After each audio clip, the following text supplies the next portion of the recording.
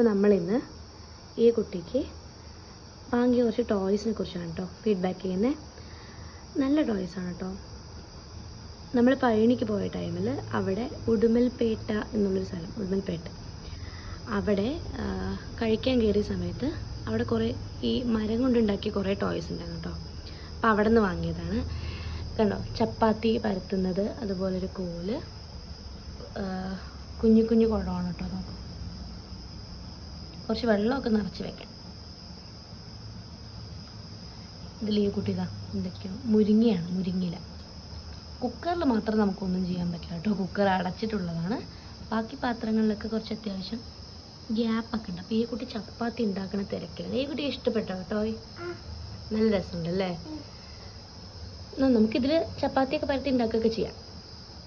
ഈ കുട്ടി നന്നായി ചെയ്യുന്നുണ്ട് കേട്ടോ ചപ്പാത്തി പരത്തൽ.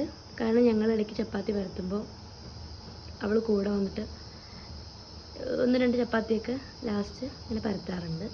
പക്ഷെ ഇത്രയും പെർഫെക്ഷനായിട്ട് ചെയ്യുമെന്ന് ഞാൻ വിചാരിച്ചില്ല കേട്ടോ. പക്ഷെ അടിപൊളിയായി ചെയ്യുന്നുണ്ട്. ഇപ്പം നമ്മൾ ഡെയിലി ന്യൂസിൽ എന്താ കാണുന്നത്? ആര് തമ്മിൽ എന്താ നടന്നുകൊണ്ടിരിക്കണ ഇപ്പോൾ? വാറല്ലേ, യുദ്ധം. ആര് തമ്മിൽ യുദ്ധം നടക്കുന്നത്? രാജ്യം ഏതാ ഈ കുട്ടി? ഇന്ത്യ. Good girl. ആര് തമ്മിലാണ് കണ്ണ യുദ്ധം നടക്കുന്നത്?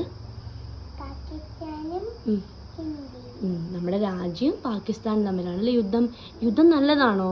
അല്ല അല്ലേ, യുദ്ധം ബാഡാണ് അല്ലേ? അപ്പം അമ്മ പറഞ്ഞുതരാം സ്റ്റോറി.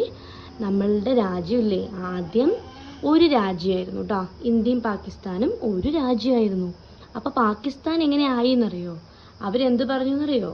അവർക്ക് സെപ്പറേറ്റ് ആയിട്ട് ഒരു രാജ്യം വേണം. നമ്മളെ ഇന്ത്യ പോലെ തന്നെ അവർക്ക് എന്താണ്, അവരുടെ മാത്രമായിട്ട് എന്ത് വേണം പറഞ്ഞു?